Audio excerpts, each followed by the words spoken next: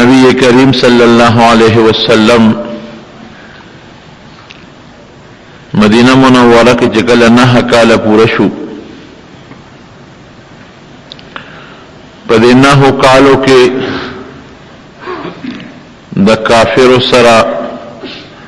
مختلف جنگونه وشو او آخر ځل د مکی مکرمه عظیم خار الله مسلمانانو لورکو. د مسلمانانو تعداد زیات شو. یو لوی طاقت او په هغه زمانه کې چې هغه ته د روم طاقت وای. دا غي بادشاہ هرقل هغه دا نه غوښته چې زما د مقابله بل یو بادشاہ دې په مخدز مکوي. لکه نن امریکا دا نه غواړي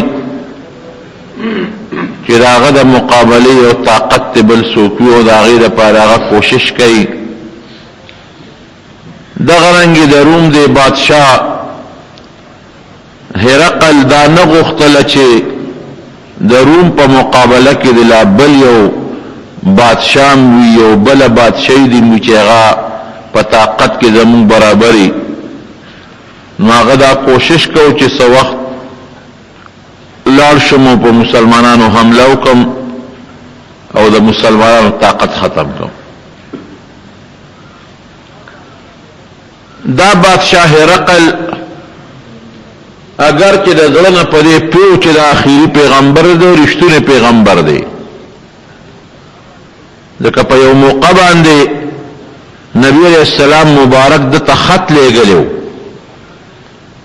او په خط کې ورته لیکلی چې ته مسلمان شه، الله به دنیا کې هم اجر درکړي، آخرت کې هم اجر درکړي. او که ته مسلمان نشوې، کافر پاتې شوې، نو ستا د وجه به ستا دا ټول قوم هم د ایمان او د اسلام نه لرې پاتې شي، د هغې وبال به هم ګورې پتی. د بیا په هغه علاقه کې ابو سفیان رضی اللہ عنہ هغه زمانہ کې لا کافر او مسلمان نو، ته تجارت په خیال دغه علاقې ته تللی او هغې راوغوښته او د هغه نه معلومات واخیستل د نبي علیه السلام متعلق، او چې څه جوابونه هغه غوښتل ابو سفیان رضی الله عنه ورکړل. او دې هرقل دې د روم بادشاہ آخري ځل دا اعلان وکړ چې یاره دا د آخر زمانه پیغمبر معلومیږي او یو زمانه به داسې راځي چې دا زما په کوم ځای خپې پرتې دي، دلته به هم د ده بادشاهي را رسي. او دا لفظ یې هم د خولې نه وویسته چې یاره ارمان که زه د دې پیغمبر په خوا کې وې نو ما به ولې خپې انځلې وې. او قوم ته یې وویل چې ای قومه که کامیابي غواړئ د دې پیغمبر اتباع وکړئ. خو قوم انقلاب جوړ کو، چغې جوړې کړې، نو دی او یری دا خپل قوم نه او دا خپل ایمان او د اسلام نه رسته شو. نبی کریم صلی الله علیه وسلم ته چې پته ولګېده نو هغه فرمایل وی د ایمان او د اسلام او د آخرت د کامیابۍ په مقابله کې بادشاهي غوره کړه. د زړه نه پوه چې دا رښتونی پیغمبر دی، خو که منې قوم ورسره نه منله بادشاهي ته تله نو سپیره بادشاهي غوره کړه. حالانکه که د ایمان راوړی ممکن ده چې الله د ډېرو خلکو په زړه کې په روم کې ایمان پیدا کړی وي. یو ځل دته دا اطلاع ورسېدله چې د مسلمانانو پیغمبر وفات شو، د دروغ اطلاع وه. ده وی دا خو اوس موقع ده، د پیغمبر مقابله خو په ژوند ګرانه ده، خو دا اوس موقع ده راځه چې لاړ شم او په مدینه باندې حمله وکړم. او چې چا اطلاع ورته ورسوله نو هغه ورته همده ووې چې پیغمبر وفات دی او خلک یې اوږې تږې دی او د لوږې مري. دا ستا دپاره ډېر مناسب وخت دی که په مسلمانانو حمله کې. د 40,000 کسانو یو لښکر برابر کړ، 40,000 کسان مسلح، او د اراده وکړه چې په مدینه باندې حمله کو. دی خوا نبی کریم صلی الله علیه وسلم جمدی او دا اطلاع دته غلطه رسول شوی و. اغي ته پته ولګېدله چې د روم بادشاہ هرقل را روان دی په مدینه شریفه حمله کوي. نبی علیہ السلام مبارک ملګري راغون کړل، وی دا به بې خوندي وي چې هغه راشي او دلته حمله کوي، ځای چې مونږ ورپسې وځو. نو نبی علیہ السلام مبارک یو ډیر عظیم د صحابه یو لښکر تیار کو. دغه وخت کې د مسلمانانو تعداد 10,000 ته رسیدلی. 10,000 هغه کسانو چې کوم جنگ روانو، داسې نورم کسانو، بعضی بوډاګانو، بعضی کمزوریو، بعضی د تلو قابل نو. او 10,000 د مسلمانانو لښکر دینه مخکې چرتم د پیغمبر علیه السلام سره نه برابر شوی. ځکه دا د نبی علیه السلام اخیری غزا وه، د زبرګې میاشت وه او 9 هجري وه. ورپسې تقریبا یو کال پس نبی کریم صلی الله علیه وسلم د دنیا نه تشریف هم یوړه. چونکه ګرمي ډیره وه،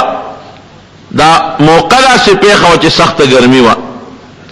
دویم مزل ډیر زیاتو. دریم د دشمن سره، د مضبوط دشمن سره مقابله وه. او څلورمه دا وه چې دا وخت داسې و چې د مدینې شریفې د خلقو کجورې پخ شوې وې. نو د هغې ټول جون خو په کجورو باندې و. نو دې باندې م یریدل چې که مونږ لاړ شو دا باغونه داسې پرېږدو، دا مرغان او دا هوا زول طوفان به راځي، پې میوې پخې دا به ټول ودوړی. ځکه دا خو بلا مزل دی چې مونږ ځو او بیا واپس راځو، نو میوې به م ټولې ودوړي، ګیس به م پاتې نه شي. ګرمي ډېره زیاته ده، لښکر زیات و، سامان جنگ کم و. دا هغه جنگ دی چې نبی کریم صلی الله علیه وسلم د کمې دپاره صحابو نه چنده وغوښته. اعلان یې وکړو چې چا سره وس او طاقت یې هغه دې راشي او مونږ له دې پیسې راوړي، چا سره سونه وي، چا سره څه شی وي، امداد دې وکړي. او نور کله چې به نبی علیه السلام کلم جنگ لته جهاد لا، نو خبره به پټه ساتله. داسې طریقه به خبره کوله چې دا نږدې صحابه به پې پوه شو او عام خلک به پې نه پوهېدل. او دې ځل مزل زیات و، دشمن مضبوط و، ګرمي وه. نو نبی علیہ السلام کوله اعلان وکړو چې د روم بادشاه هرقل زمونږ د حملې په نیت را روان شوی دی، همدغه مقابلې لزو چې څوک هم وسې کېږي نو مونږ سره د امداد وکړي. حضرت ابوبکر صدیق رضی الله عنه دا تاسو ته به یادی، ټول مال راوړو د نبی علیہ السلام مخې ته یې کېښوده. حضرت عمر فاروق فرمایي وی دا داسې زمانه وه چې ما سره پیسې ډېرې وې. وی ما وی چې نن به زه د ابوبکر نه نمبر وړم، ځکه ما سره مال ډېر دی، هغه سره کم دی. وی لاړم غوټ نیم چې مې کور کې څه موندل، نیم مې ښځې بچو ته پرېښودل، نیم مې راوړل د نبي علیه السلام مخکې مې کېښودل. حضرت ابوبکر صدیق رضی الله عنه کور ټول را جارو کو چې څه و ټول یې راوړل نبي علیه السلام ته یې کېښودل. هغه 4,000 درهم تقریبا. درهم دا مونږ د روپۍ نه یو 10 چنده زیات دی، دروند دی، شرعي درهم. 4,000 درهم یې راوړل کېښودل. حضرت عمر فاروق مال خو ډېر، نو هغه یو طرف ته کېناسته، خوشحاله و چې نن مې د ابوبکر صدیق نه نمبر یوړه. صحابه به یو بل سره په نیکو کې مقابلې کولې، مونږ په دنیادارۍ کې یو بل سره مقابلې کوو. د هغه بنګله ده چې د ما د هغه نه ښي، د هغه موټر ده چې د ما د هغه نه ښي، د هغه کور لوی ده چې د ما د هغه نه لوی وي، د هغه مال زیات دی که حلالي که حرامي، خو چې د هغه نه مال زیات کم. صحابه دا شان نو، صحابه به یو بل سره په دنیا کې مقابلې نه کولې، دنیا خو پاتې ژوند دی، هغې به په نیکو کې مقابلې کولې. دې قرآن وایي چې زه له ده نه زیات ووایم، دې مونځ کوي نفل، زه له ده نه زیات عبادت وکړم. ځکه خو یو ځل صحابه کرام نبی علیہ السلام دی یو صحابي راغی، د الله رسوله مالدارانو خلکو زمونږ نه نمبر یوړو. ولې؟ وی هغې مونځ هم کوي، مونږ هم کوو، مونږ روجې نیسو، هغې هم نیسي. هغې له الله مال ورکړی، صدقې کوي، مونږ هغسې نشو کولی، مونږ نه نمبر یوړو. مالدارو خلکو ور په نیکو خفه کېږي، نیکۍ زمونږ نه زیاته وګټلې. د دواړو جهانو مبارک سرکار ورته فرمایي یو شی درته ونښیم، د هغې نه به پې نمبر یوسې، د هغې نه به زیات ثواب وګټې. وښایه د الله رسوله وی ښه چې تاسو مونځ وکئ 33 ځله سبحان الله وایې، 33 ځله الحمدلله وایې، 34 کرته الله اکبر وایې. او یو روایت کې راځي چې کله اوده کېږئ سملی نو 33 کله سبحان الله وایې، 33 کله الحمدلله وایې، او 34 کله الله اکبر وایې. ده وایې نو تاسو له به الله د هغې مالدارو خلقو د صدقې نه او د هغې د خیراتونو نه زیات اجر او ثواب درکړي. په دې د غریبانان صحابه خوشحاله شو. مالدار صحابه د دې خبر نه خبر شو، هغې هم پې شور وکړه چې ولې مونږ دا تسبیحات نشو ویلی څه، اغیم په شروع کړه دا غریبانان بیا علی نبی علیہ السلام لا وی دا الله رسوله مونږ خو چې دا غینه بنې کو کې نمبر یو سو مونږ ډېر ثواب وګټو کتاره تسبیحات خول اوس هغه خبر شو هغه غیب وای مانځ پسې درې دېرش کرته سبحان الله درې دېرش کرته الحمدلله څلور دېرش کرته الله اکبر او چې کله ودکیږي نو بیا دا معمول جوړول وې دا خو مونږه کول هغه خبر شو هغه شروع کړل دا خو مونږ سره بیا پنه کو کې برابر شو بلکې مونږ زیات شو دا هغه مالدار دي صدقه او خیراتونه کوي مونږ هغه څه نشو کوله نبی رسول الله او فرمایل ذالک فضل الله یؤتیه من یشاء دوز دا الله فضل دی نو دې کې مونږ څه کولی شو هغه له مال ورکړل تاسو له نه درکړي بهر کې زمارونو صحابه په پنه کو کې او بل سره غوري مقابله کوله او د نیکه مقابله د الله خوشالول دي زم ته دو رکعات مونږ کې زب سلور کوم څه لپاره چې الله خوشاله شي کنه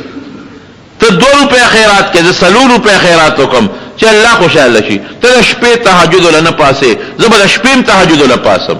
ته روزه نه سه زبر روزم شروع کوم نفلی چې پروردگار خوشاله کم زمارونو د مسلمان حالت دقه پکار دي مسلمان لپاره دي چې یو بل سره پنه کو کې مقابله وکي یو بل سره په صدقو کې مقابله وکي یو بل سره په روزو په منځونو کې مقابله وکي پرې بل الله خوشاليږي نو او عمر فاروق رضی الله عنه دا تسبیحات مې درته خل دی باندې عمل کوي ښا مانځنه پسم وایي او چې شپې ودکېږي دا تسبیحات وایي دې ډېر لوی اجر او ډېر لوی ثواب دی یو موقع کې نبی رسول الله فرمایي وی ګوره سل کرته د مانځه پسې شو نو 500 منځونو پسې سو کرته شو 500 کرته ٹھیک شو خبره او نیکی الله تعالی چې ورکي یو پلس ورکي نیکی الله یو پلس ورکي نو چې 500 پلسو کې ضرب ولا ورکه سونته جوړيږي 15000 ته جوړ شو 15000 نو 15000 نه کې تا دروازه وګټلې نو فرمایي نبی عليه السلام کم یو بداسي چې هغه به دروازه 15000 ګناهونه وکي دا 15000 نه کې خو د 15000 ګناهونو مقابله کوي 15000 ګناهونه ختمي نو دا څه زوښته چې دروازه 15000 ګناهونه وکي دا زوګ نشته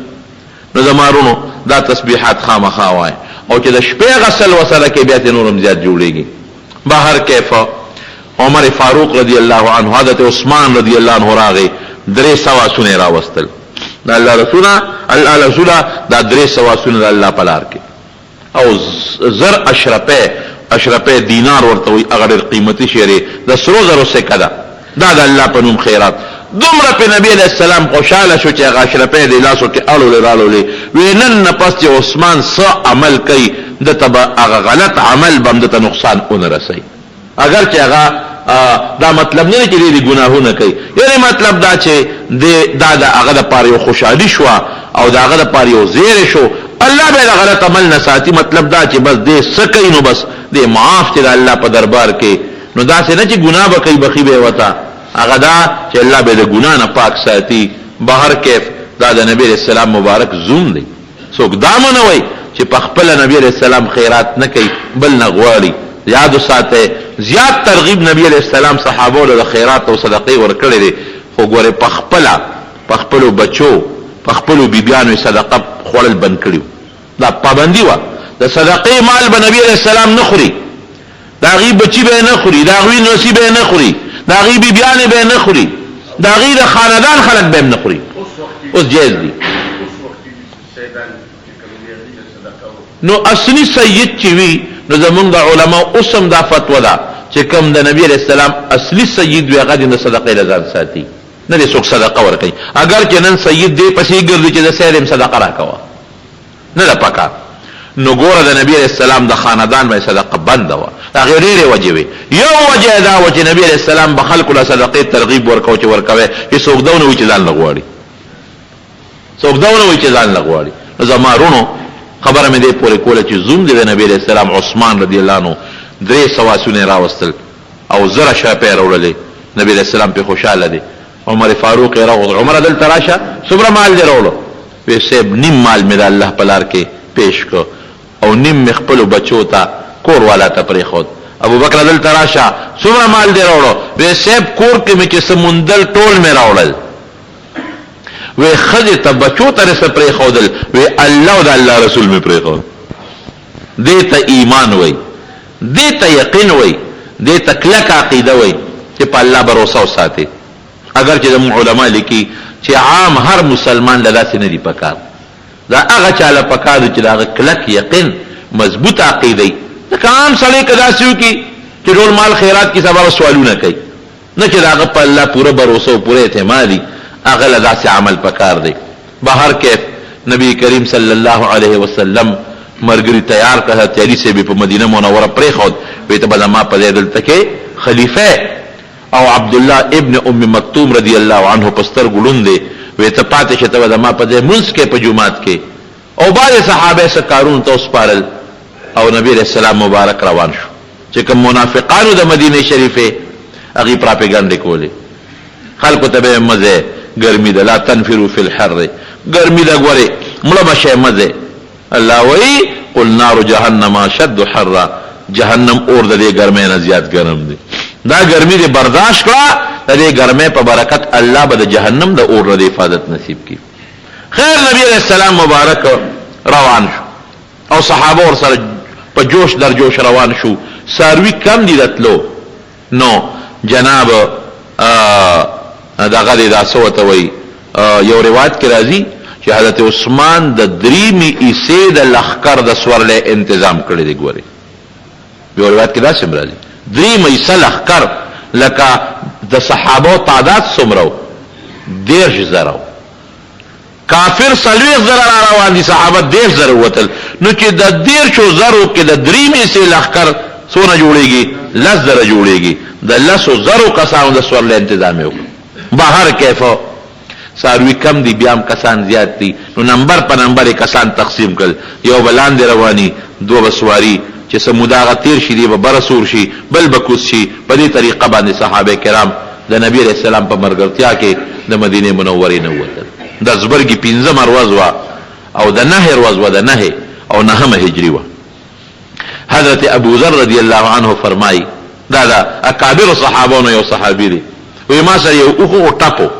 وی ما هغې ته ګیا شروع کړه چې دا صرف شي، ځکه ډېر لوی مزل دی د رومه پورې، نو زه به دا اوخ به مې صرف شي نو زه به پې جنګ وکړم. وی ګیا مې ورکوله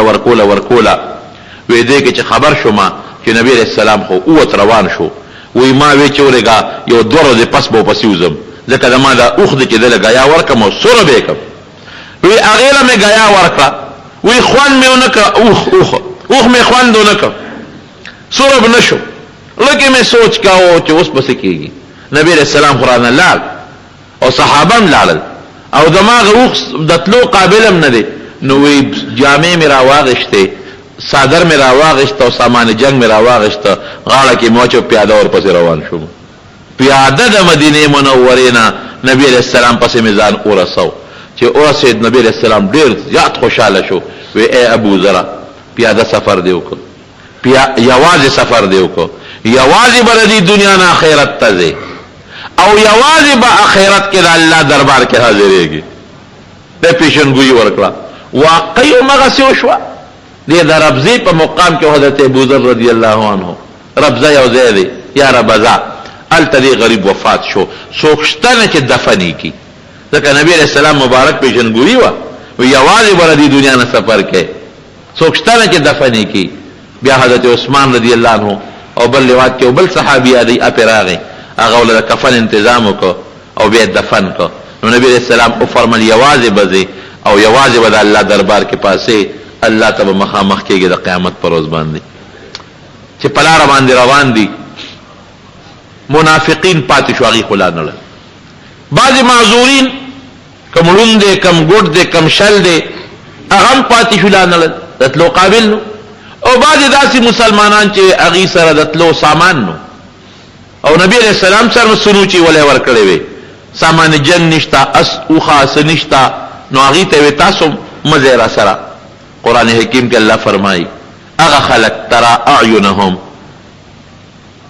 ستولوا واعینهم تفیض من الدمع. یاد مې شو چې نبی علیہ السلام ته روان شو،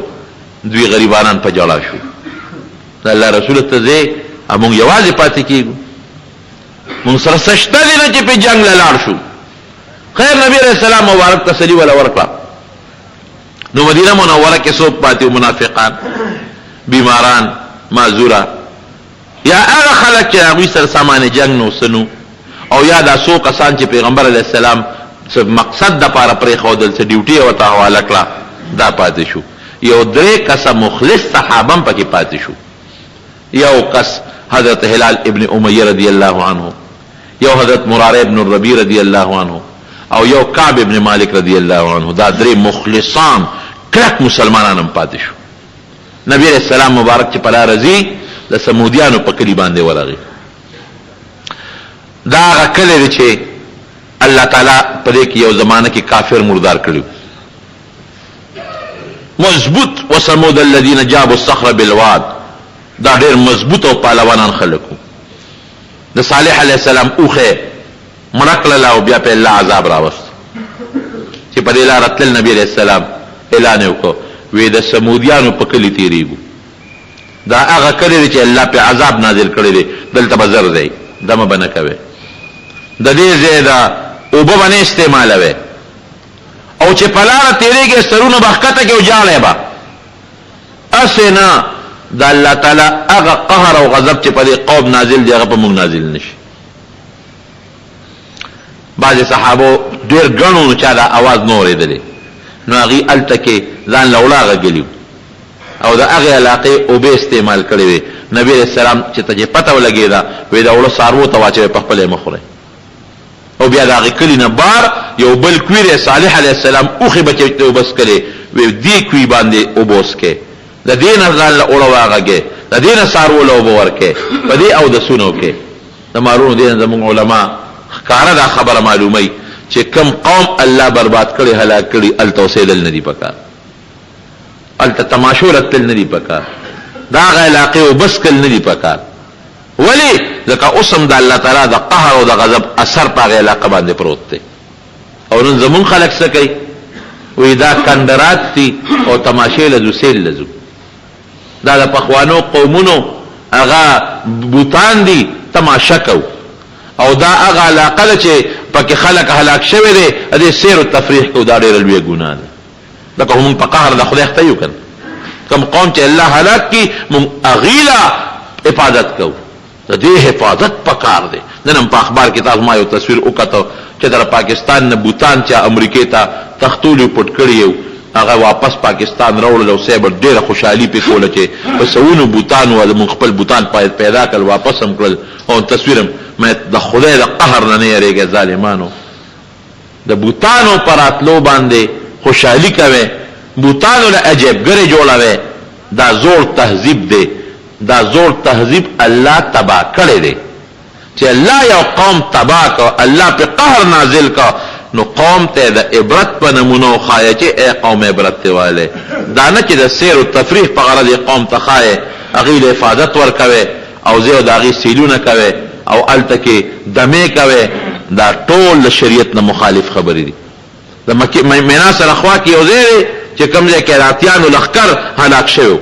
اوس هم دا حکم دی چې اجیان دغه علاقې له راورسي، نو دغه ځای به دمه نه کوي، نه هلته یو خیمه ني، هغې نه اخوا هم خیمې ښخي، دا اجیانو دې خوا هم خیمې ښخي، دغسې کلو میدان پروت دي. بهر کیف چې څه منځې لاړل، صحابه کرامو نبي علیه السلام ته فریاد وکړو، د الله رسول اوبه نشته، تږي یو، ځکه 1,000 لښکر دي، څاروي دي، اسونه دي، اوښان دي ورسره. نبی علیه السلام مبارک وفرمایل چې ته لږې اوبه وګورئ. چې ویې کتل یو رکوټې غوندې چینه وه، لږې لږې اوبه ترې بهېدې، څه د یو کس د څکو کار یې نه کو. نبی علیه السلام مبارک هغه چینې کې نه لږې اوبه راواغېښتې، لاړې مبارکې پکې تو کړلې، دم یې کړې او په هغه چینه کې واپس ورغورځولې. او وی لږ صبر ورته وکړې.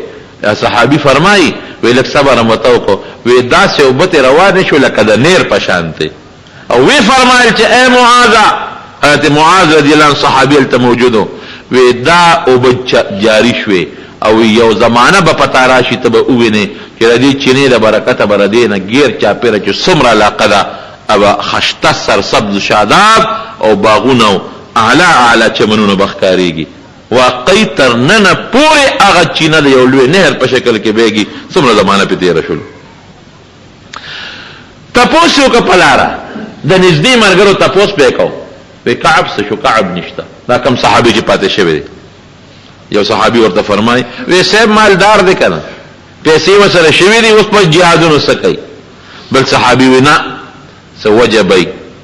نیک سړی دی، خو څه وجه به چې پاتې شوی دی. خو نبی علیہ السلام مبارک کړو غږمونو هیڅ ونه وی. تبوک ته ورسېدل جناب، چې تبوک ته ورسېدل هغه د روم بادشاه هرقل ته پته ولګېده چې مونږ خو روانو په مدینه هم حمله کوله، مسلمانان خو په بس کې نه دي، هغه راپسې دلته رالل. او دام پوه شو چې دا خو نبی علیہ السلام جمدی دی، او دی خو پیغمبر دی، د مقابله هم ګرانه ده. بس هغه فوج سره صلاح وکړه، وی داسې کار دی مقابلې له نوځو. رسته شو راونوت مقابلې له. نبی علیہ السلام چې تبوک ته ورسېده ملګرو ته وی څه کوو؟ مونږ خو وی چې دوی راځي خو تښتېدل نه راځي، زمونږ هم ورپسې نه ځو. هلته څه موده دمه وکړه، ګیر چاپېره چې کوم علاقې قومونه د هغې کافرو له دعوت ورکړه ایمان، الله ډېر خلک مسلمانان کړل. او بغیر د جنگ او د جګړې نه نبی علیہ السلام مبارک سره صحابه واپس مدینه منورې ته راغلل. جنگ ونه شو، خو کافر ویریدل، روب په پریوت د مسلمان. او د ګیر چاپېره چې څومره علاقې وې هغه خلک مسلمانان شو. او دنیا ته یو تاریخ هم نبی علیہ السلام پیش کړ چې موږ د خپل خوښې چا سره جنگونه نه کوو، خو چې څوک را باندې حمله کوي او نه مو پرېږدي نو بیا د خپل غیرت نام کار اخلو. دا سم نه کو چې پکور کې دی کینو او مقابله دی ونه کو. نن زمون مسلمان کم حد ته رسېدلی دی، او ته پته ده کنه. اوس بیا امریکا وایي په ایران حمله کوم، دې خوا کوم اخوا کوم دا، او زمون حکمران طبقه بیا وایي مونږ سره د خپل ملک غم دی، مونږ به خپل ملک بچ کوو. الله اکبر. پرون په عراق حمله شوه، مونږ خپل ملک بچ کوو. سعودي خپل ملک بچ کوو. په افغانستان حمله شوه، مونږ ځان بچ کوو. بلل په ایران حمله را، مونږ ځان بچ کوو. قسم دې که ځان دې بچ که بیا چې در باندې رااله. دا خو هغه د چندخانو مثال دی. هغه خامار به یو چندخ په تالاب کې خوړه او غټ چندخ به ولې یو ورکو چې وږي به شو، یوږي هم یو به ورکه، چې بیا به خلق ته وکړه وږي شم، نو غټ چندخ به ولا بل چندخ ورکه، چې ټول تالاب کې چندخان خلاص شو او د چجو والا وږي ما غټ چندخ ورته وي سیب تالاب کې خو یو بچیم نشته، ټول دی خوړل، یو ځان تخپل تیاروا دغه لو بر روانه دا یو بوي. او چې د مسلمان دا غیرتی دا چې کوم زمونږ د مسلمان نن غیرت ته خدای شته کړه ملک دیم روغ پاتې شي، نشته غیرت په مسلمان کې. امریکا بسی روس ولې څومره مضبوط طاقت و چې مسلمان مقابله ته ودرېد، لړ شکست یې ومونده خو یې نه موند.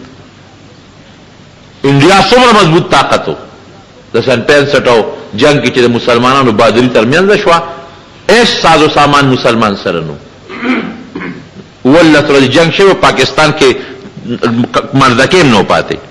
لیکن چې هغه مسلمان اوته او پلاور کې ټینکونو مخې د دانونو غورځول، نو انډیا غونې طاقت ته شکست ورکوه تخته. او بنگلاديش کې دیم توره به ولید د مسلمان چې په پیسو جرنیلان خرڅ شو، نو غټ نیم پاک ملک ورته مفت کې ملاو شو. غیرت مونږ ته د خپلو اسلافو د مشرانو تاریخ کې را مخکې شي او په هغې عمل وکړو چې مرګ خو یو ورځ مرګ دی، جون خو یو ځل ختمېدل دي، خو هغه دغه چاقه دغه دی د ګیدړ د 100 کالو جون نه د زمري د یو ورځ جون ده بهتر دی.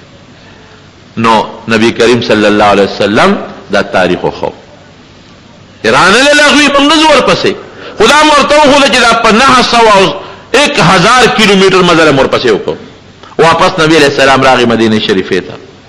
عادت پیدا و چې د سفر نه وکړه واپس راغی، لاول به جمعات ته ننوت 2 رکعاته لمونځ به وکړو، هغې نه پس به بیا کور ته ته جمعات کې کېناسته. چې کوم منافقانو هغې رالل دروغ یې ووې، چا وې جنا جوړم در نه للم، چا وې صاحب ښځه مې نه جوړوه، چا وې جیب بچي مې نه جوړو. خو نبی علیہ السلام ته خو پته و چې دا منافقان دي. ښځه کعب بن مالک رضی الله عنه فرمایي وی ماله کې کرل ریبل چې زه بس جواب ورکو، زه منافقان خو په دروغ ځان خلاص کی، زه بس کو. او چې نبی علیہ السلام لاړو او زه بار روتم، نو چې ما داسې مدینه منوره کې قتل، نو یا راته ښځې ښکارېدې، مې چې زه خو ښځه نه یم، یا راته ماشومان ښکارېدل، چې زه خو ماشوم هم نه یا بوډاګان ښکارېدل ما چې بوډا هم نه یا راته داسې معذوره بیماران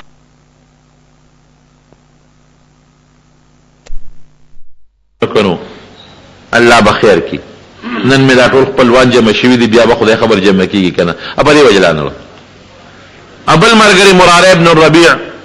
په دې وجه لانړه چې هغه وی یاره باغ مې پوخ شوی دی او که زه لاړم او راځم خو دا باغ به مې دوړېدلي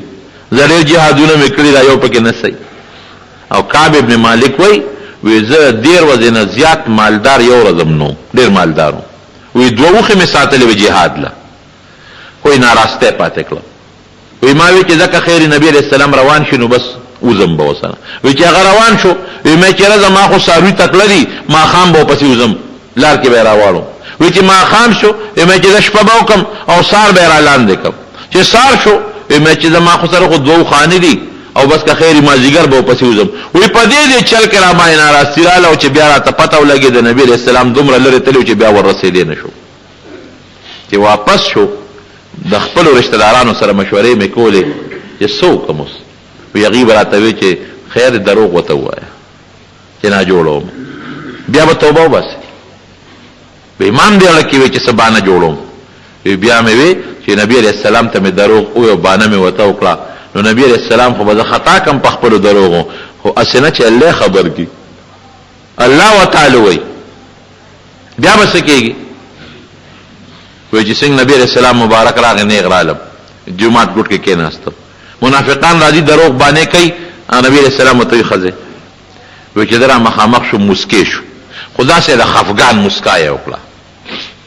وی زه ور مخامخ شوم چې د الله رسوله زما د قسم پاللی چې زه سوچه مسلمان یم منافق نیم او د اسلام نه پس مې کفر هم نه دی خوښ وی دی خورش چې کېناستم وی تا 2 خانې نه وې ساتلې صاحب ساتلې مې بیا وی رانلې یاد مې چې صاحب ناراسته پاتې کړه زما د قسم پاللی چې ماله داسې خبرې خدای را کړې دي که نه که دروغ درته ویم اوس به خطا کم خدا الله نه یریږم رښتیا درته ویم چې به دغې ناراسته پاتې کړم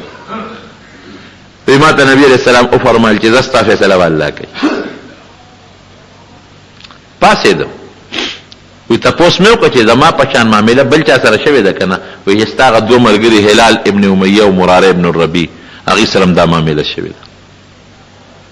وی مې چې زه یوازې نه یم زه خو کمزور یم خو دغه 2 خو راسره د بدر مسلمانان دي لاړم کور ته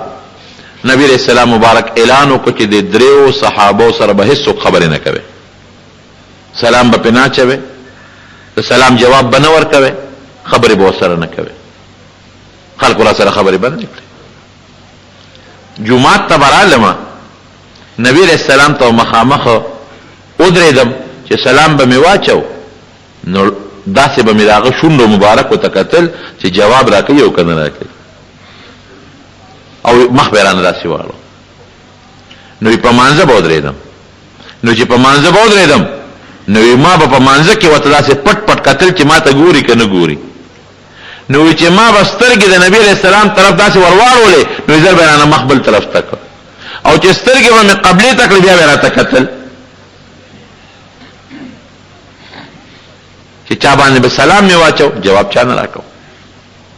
وی تر زوی مې دی ابو قتاده رضی الله عنه وی دا هغه کور ته ورلم وی سلام مې واچو غږ یې ونه وی ما ورته وی چې زه مسلمان نه زما الله او رسول سره مینه نشته وی غږ یې نه کو وی بیا نو ورته وی چې زما الله او رسول سره مینه نشته وی بیا غږ ونه وی چې تا ته وایم کنه زما الله او رسول سره مینه نشته وی هغه وی چې مونږ ته څه پته لګي الله اکبر زما مینه کې د الله او رسول سره د خلکو شک دی وی خپه پدیو ما چې که په دې حالت کې زه وفات شم چې نبی علیہ السلام جنازه به مې مو کې او که به ونه کې او دا مې خفګانو چې اسې نه خدا نه خواسته نبی علیہ السلام وفات شي نو بیا خو به تر مرګه پورې ما سره څوک خبرې نه کوي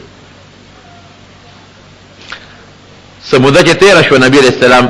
اعلان وکړه چې دا 3 واړو ته اطلاع ورکړي چې ښځو نه هم جدا شي وی ما یو کس راغی چې نبی علیہ السلام حکم دی چې ښځې نه ځان جدا کړه وی مې چې طلاق ولا ورکم وی چې نه طلاق به نه ورکوې خو بس ځان ته ساته. وی چې د هغه دوه ملګري مې هغه بوډاګانو د هغوی ښځې لاړې نبي علیه السلام ته چې صاحب تا حکم کړی دی نو زمونږ خاوندان خو بوډاګان دي ځان خدمت نشي کولی نو که مونږ ته پلار کله لاړې شو هسې نه مړه نه شي. وی نبی علیه السلام مبارک وی چې داسې وکړئ خیر دی پلار کله ته مه دی د چې او د ډوډۍ بندوبست یې کوئ نور ورسره تعلقات مه ساتئ. وی صاحب هغوی چې په کومه ورځ تا نه تلي دي نو په مسله په جړا ناست دي د خبرو د کولو طاقت یې نشته. وی ما ته ښځې وی چې زه به هم لاړ شم او اجازت به وغواړم. وی چې نه زه ځوان یم د ځان خدمت کولی شم د پلار کره ځه. وی بازار کې روان وم د شام یو سړی عیسائی تجارت له راغلی وی هغه اعلان وکړه چې کعب ابن مالک چې ته شته وی ورته زما ګوته چا ونیوله چې هغه دی. وی ما له راغی وی ما ته وی چې دا مې دله د شام د بادشاه یو خط راوړی دی دا والا نجران د بادشاه. وی ما هغه خط راواغېشته وی په هغې کې لیکلي چې ای کعبه مونږ خبر شوي چې ستاسو آقا په تاسو ډېر ظلمونه شروع کړي دي او زیاتې در باندې شروع کړي دي. اس فکر چې ونه کې خپه چې نشي مونږ له راځه مونږ به ډېر قدر کوو. وی چې دا خط مې وکړ اور را باندې بل شو چې یا الله زما ایمان دې ته ورسېد چې ما نه به اوس کافر تمه کوي چې مونږ له راځه. وی خط مې اوشله او تنور کې مې غورځو. رونو دین اندازه ولګوي زموږ د مسلمانانو او صحابو په دین کلکوالی اندازه ولګوي او خفګان د چا نه کېږي. کته وی چې نبی علیہ السلام دا خفګان ته ولې کو خفګان د خپل نه کېږي که د پردي نه کېږي خپل نه چې کوم منافقانو هغوی نه خفګان ونه کړو هغې یې پرېښودل ځای او بیا زور هغه بچي له پلار ډېر ورکوي چې کوم زغملی شي. ګورئ نبی علیہ السلام ته معلوم و چې دا سونه ده ځکه زور ورکو چې دا زغملو والا قوم دی ورېږه لږ زور ورکوم زورونه ورکوم چې دا هم ټیک شي او آینده لپاره بل څوک تر قیامته پورې کم سوچه مسلمان ځان ته و چې د الله او د رسول د خبرې مخالفت ولګي. 50 ورځې په دې حالت کې تېرې شوې 50 دن پوره 50 ورځې چې 50 ورځې تېرې شوې دی وی دومره تنګ ومه چې ځمکه را باندې تنګه وه ځمکه فراخه وه په ما تنګه وه خپه وم چې یا الله نه را سره مسلمان خبرې کوي نه را باندې سلام اچوي نه مې د سلام جواب اخلي زما مسلمانۍ کې د خلکو شک پیدا شو کافر زمانه واپس د کفر تمې کوي او دعوتونه او خطونه را پسې را لیږي. نبی علیہ السلام مبارک را سره خبرې نه کوي ګوري راته نه دا به څه کېږي. خو زیات خفګان مې په دی چې که دې حالت کې مړ شم جنازه به را باندې وکړي که به ونه کړي او که دې حالت کې نبی علیہ السلام وفات شو ټول عمر به څوک را سره خبرې نه کوي. وایي چې 50 ورځې تېرې شوې نو سار وختي د کوټې په سر ناستو نبی علیہ السلام مبارک ته الله تعالی زمونږ د بخنې او د معافۍ آیاتونه نازل کړل. وعلى الثلاثة الذين خلفوا حتى إذا ضاقت عليهم الأرض بما رحبت وضاقت عليهم أنفسهم دا آیاتونه نازل شو چې هغه 3 کسان چې هغې د تبوک د غزا نه پاتې شوي دي ړیم تنګ شوی دی ځمکه هم پې تنګه ده الله قرآن حکیم کې اعلان کوي چې دا ما معاف کړل. نبی علیہ السلام سهار وختي روته او صحابو ته دا اعلان وکړه چې هغه 3 واړو ته ورشه زیرې ولا ورکې الله په قرآن حکیم کې د هغې د معافۍ اعلان وکړه. وی صحابه دومره خوشحاله چې وی یو صحابي وی زه بره په چت د پاسه ناست وم لمونځ مې کو الله ته مې ژړل لکه مې وی چې یا الله ته خو ډېر لوی غیرتي بادشاه خدای خبر چې زمونږ د توبې ستا ته زمونږ څه ضرورت دی زمونږ د ستا مونږ ته څه ضرورت دی زمونږ خو درته حاجت شته خو الله ستا راته حاجت دی نو یا الله چې خدای خبر زمونږ معافي به ته نازله کړي او که نازله به نه کړي. وی د مدینې منورې یو غر دی جبل سلع ورته وایي وی د هغه ځای نه یو اواز مې واورېد چې ای کعبه مبارک شه ای کعبه زیری مې در باندې وی بس چې دا اواز مې واورېد وی خوشحاله شوم چې ځکه خیري کار وشو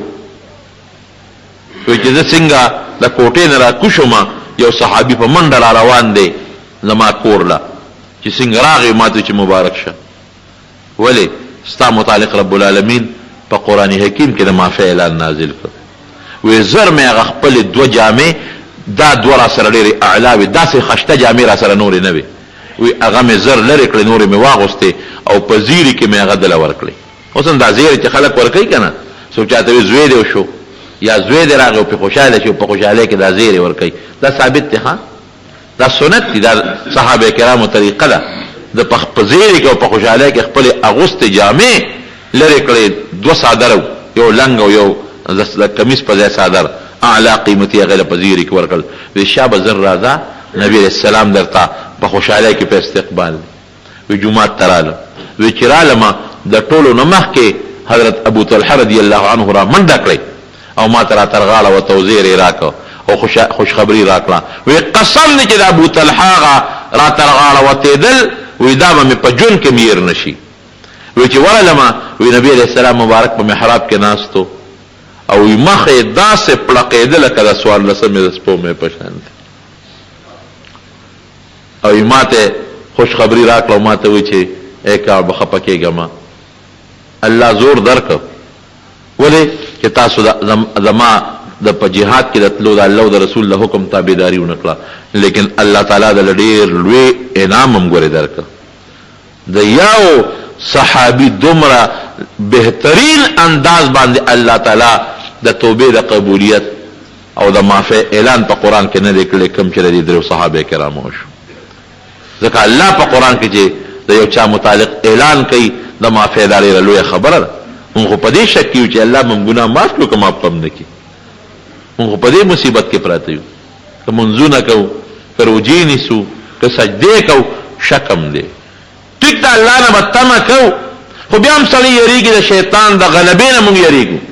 چې الله به معاف کړي که معاف هم نه کړي الله به هم توبه قبوله کړي که الله به هم توبه قبوله نه کړي او چې د حضرت جبریل علیه السلام په واسطه په قرآن حکیم کې د چا متعلق د توبې د قبلېدو اعلان راشي او د رحم اعلان راشي دنه زیات خوش قسمته بل څه شته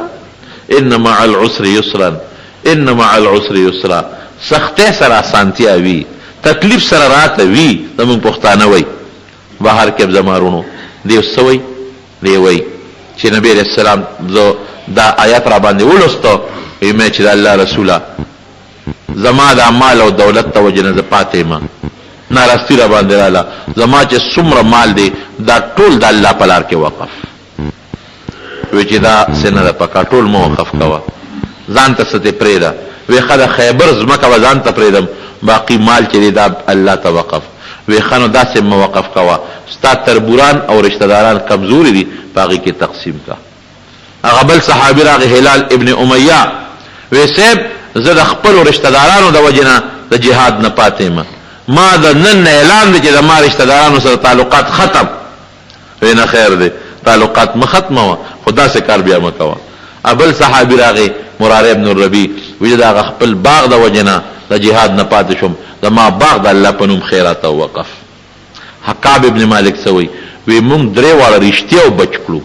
که دروغ هم ویلې وی نو نبی علیه السلام خو به هم ظاهر کې خطا کړی ابرانه خوشاله پاتې خو الله به هم خفه کړی او چې رښتیا هم ووې یو 50 ورځې تکلیف خو راته میلاو شو خو قرآن حکیم کې زمونږ آیتونه نازل شو نو الصدق ینجي نبی علیہ السلام فرمای رښتیا سړی نجات ورکوي بچ کوي او دروغ سړی بربادوي د رښتیا او دغه برکتو چې الله قرآن حکیم کې د هغې لپاره اعلان وکړو او که داسې نه وي کړی نو بیا به دی هم د هغه نورو خلکو په صف کې پاتې وو په کومو خلکو چې د نفاق لیبل لګېدلی و زمارونو رښتیا بهترینه توخره د انسان دپاره او دروغ لوی تاوان دی د انسان دپاره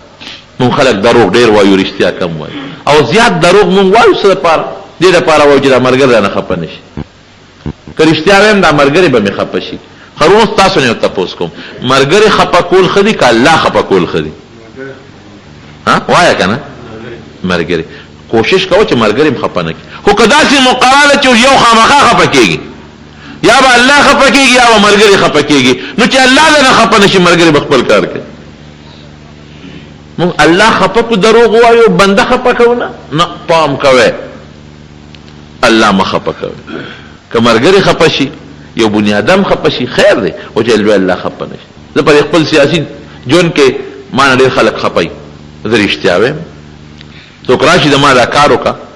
نو زه امرو دروغ چل خو راځي چې خصبا راشه بلود راشه او بشي که خیری دا بشي نو یو میاش بر دوکه دا قدر کم ستړی بشي په خپل باندې راځي خو الله بخپک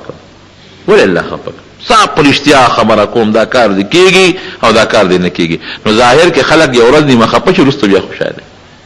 دا یو خو نه کړو لکن دروغ قطعا موای لوی الله مخه پکوي چې الله دې خوشاله او ساتره بندگان زړه الله په قبضه کړي بندگان من بیا نه خپکي او چې نه بنده دې خوشاله کو الله دې خپکو نو چې الله دې خپکو نو دنیا کې ظاهر کې انسان خوشاله کو خروستو دا انسان په خپل بدر نه خپي د دروغ وخت ډیر لګي د رښتیا وخت ډیر او د دروغ وخت کمی په دروغ ورسره پوي نو دا درې صحابه رښتیا او بچ کړل د دې واقعنا موږ ته دا سبق ملاويږي یو چې د جهاد د پاره د چندې ذکر راشي فوراً د جمعات د پاره جهاد د پاره مدرسې د پاره مسلمان لپاره چې په شوق باندې پیسې ورکي. دویم د زړه اخلاص نه صدقه او خیرات کې او پنیکه کې به یو بل سره مقابله کې. دریم چې کوم د عذاب قومونه دي او هغه کلی چې هغه هلاک شوی دي برباد شوی دي دا غیر سیر او تفریح لمنځي التبه دمنه کې دا غځو وبنس کې